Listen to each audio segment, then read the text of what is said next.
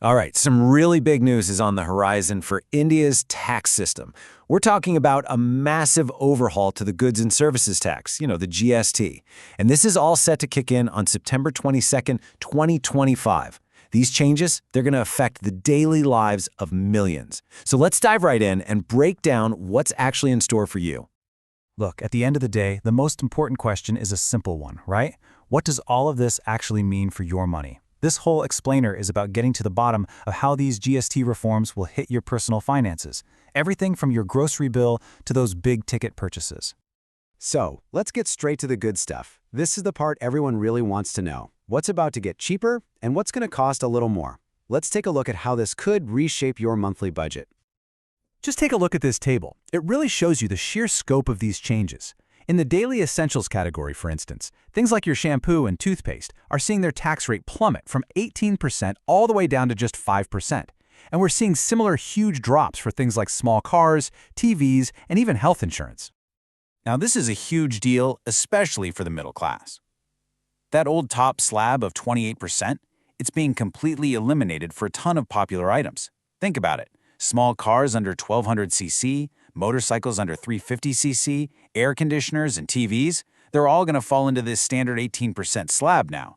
That's going to make these major purchases way more affordable. And here's where you'll feel it in your weekly shopping.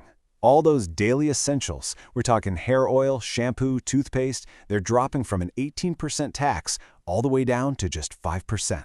That's a direct savings you're going to see on your receipts. And get this, some things are becoming completely tax-free. We're talking NIL GST.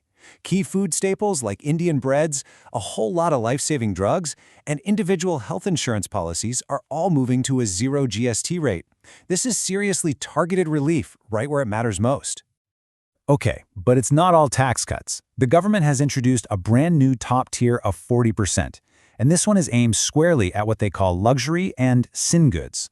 So you're thinking motorcycles over 350 cc, private aircraft, tobacco products, and those sugary aerated drinks.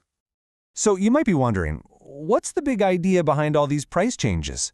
Well, it's all part of a move to a new, radically simplified structure for the entire GST system. Just look at this side by side. On one hand, the old, kind of confusing system with all those different slabs. On the other, the new reality. Those 12% and 28% slabs are basically gone for most goods, and they've been replaced by a much cleaner two-slab system. The whole point here is simplicity and transparency. So here's how the new four-tier structure stacks up. You've got nil for exempted items, then 5% for your common, everyday essentials, a standard rate of 18% for most other things, and finally, that new 40% rate for the luxury and sin goods. So much easier to understand, right? And to really get why this is such a big step, you have to look at the journey. Before 2017, India had this incredibly complex web of different taxes. It was a mess. Then in 2017, GST came along and created one single national market. And now, 2025 marks the next major evolution, making that system simpler and way more efficient for absolutely everyone. Okay, so beyond your own budget, these changes are designed to have a massive ripple effect across the entire Indian economy. So let's take a look at how some key sectors are expected to get a boost from this. You can see here the targeted boosts. For agriculture, equipment like tractors gets cheaper. For the housing sector, the cost of cement drops down to 18%, which should make construction more affordable. Healthcare costs are set to come down with cheaper medicines and tax-free insurance. And for small businesses, the MSMEs, simpler rules just mean easier compliance, which is a huge win. And hey, you don't have to just take my word for it. Listen to what Himanshu Baid, the managing director of the medical device firm Poly Medicare, had to say. He calls it a great reform that's going to drive local consumption and also improve affordability. That's a pretty powerful endorsement of the real-world impact they're aiming for. So what's the ultimate goal here? The end game? Well, it's about more than just cutting a few taxes. It's about trying to create what economists call a virtuous cycle of growth. Let me show you how it's designed to work.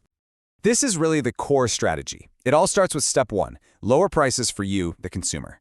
That should lead to step 2, higher demand for goods and services. Well, that, in turn, boosts businesses, especially the small ones. And as more businesses do well and come into the formal system, the overall tax base gets wider, which ultimately leads to stronger, more sustainable economic growth for the whole country. It's a chain reaction.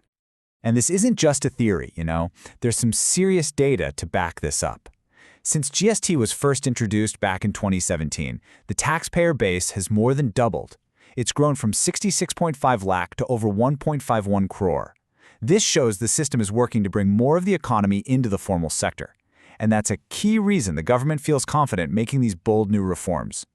And, this quote from the Prime Minister really sums it all up perfectly. The reforms have two very clear goals. First, to improve the ease of living for the average citizen, and second, to improve the ease of doing business for companies. It's really about creating benefits for everyone. So, the stage is set. The framework is now in place for what's intended to be a simpler, fairer tax system. The goals are definitely ambitious: lower costs for citizens, a real boost for businesses, and a stronger economy overall.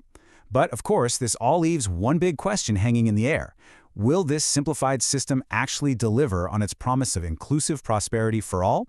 Well, only time will tell.